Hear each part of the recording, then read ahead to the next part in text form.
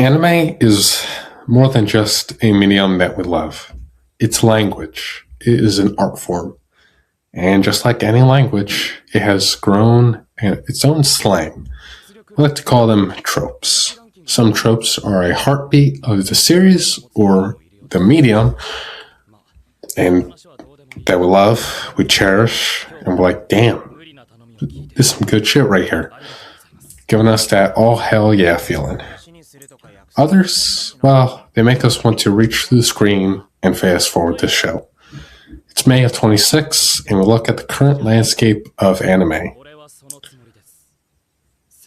Different arcs, different series, isekais, power-ups, power fantasies, and everything in the middle. It's clear that tropes are evolving. Today we're breaking down some of the top 5 greatest and top 5 worst anime tropes in the history of the medium known as anime. I'm your host, Anime 101. Like, share, subscribe to all good YouTube stuff. And let's get into it. Starting off our top 5 of the greatest anime tropes on why we keep watching. It's the tournament arc. It's the ultimate narrative engine. It introduces a dozen new characters, establishes a power hierarchy, and gives us high-stakes action without needing a complex plot. It's the comfort food for any and all shows. Think of the Tournament of Power from Dragon Ball Super. Oh boy. Jiren's overwhelming might.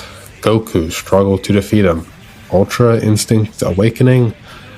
And the stakes of the entire multiverse is It made everything feel so much real. Made everything feel like, oh boy, shit's getting real. Another good tournament arc is obviously, even though I'm not a big fan of My Hero, it had a good tournament arc. It had a powerful tournament arc, introduced us to so many new and crazy stuff, and it showed us why it was insane this series was. And number 4, the anti-hero rival. Nothing pushes a protagonist like a rival who is willing to do what they want. The dynamic between a sun protagonist and a moon rival is the engine of character growth. When they finally team up, oh boy, they're on demon time. Think of Goku and Vegeta, Naruto and Sasuke. Those examples are always the ones that are listed because they're the greatest ones. Like, come on now. When Goku and Vegeta teamed up against, well, Cell, Boo, Jiren, and, well, Broly, you know shit was going down. You know they had to work together to get the job done. Number 3, a limited magic system. We all love a magic system, but it can get overwhelming. When a power has a cost or a rule, it turns the battle into a 4D chess game, rather than a who can scream the loudest contest, if you know what I mean. And number 2, we always love geniuses, the smart characters. There's something incredibly satisfying about watching a character win through pure intellect. It's that I planned this 10 steps ago sort of thing. The Light Yagamis, the Aizens, the Aina Kojis, the Johans, and the Griffiths. We love these characters because, well, they're smart.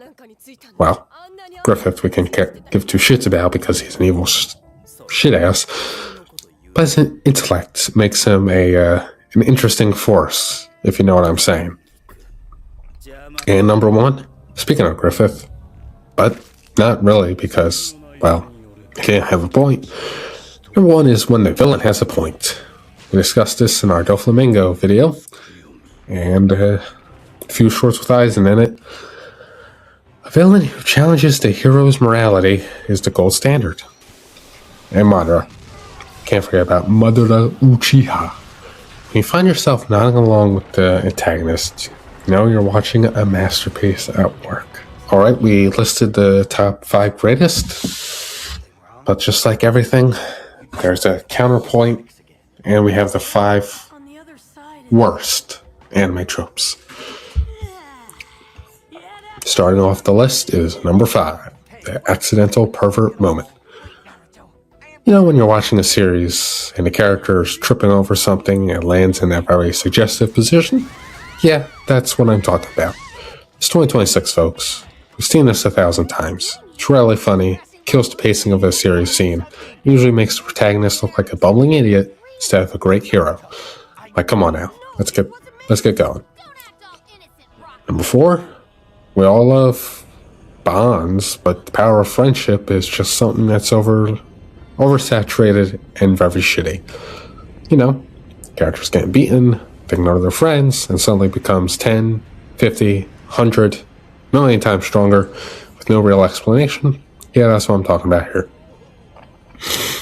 Now, friendship is a great theme, but when it's used as a literal get-out-of-jail-free card,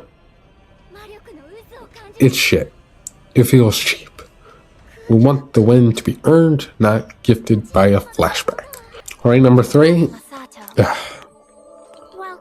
incompetent adult. Come on. We get it. It's a story about kids and teenagers, but when the world's ending and the literal military is nowhere to be found, the immersion breaks. JJK did a great job fixing this by having competent adult, but many shows still struggle here. Alright, number 2. We love characters, but a static protagonist just makes the series 10 times worse.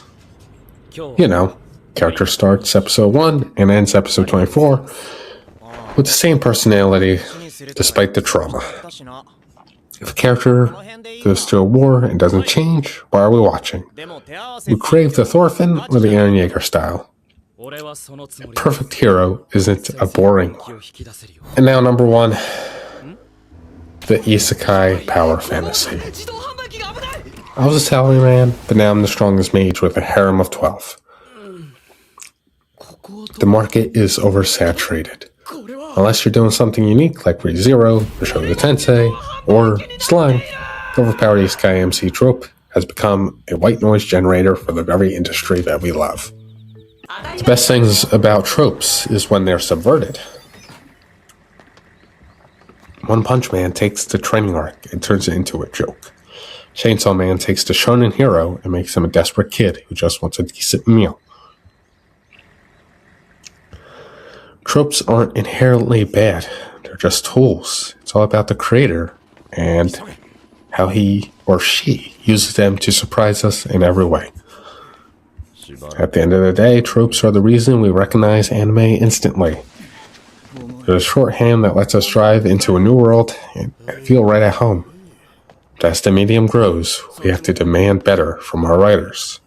At the end of the day, tropes are the reason we can recognize the animes. Which trope do you guys love the most, and which tropes make you just want to turn the show off immediately? Let me know in the comment section down below. I'm your host, Anime101. Like, share, subscribe, you all like good YouTube stuff. Signing out. See you guys next time.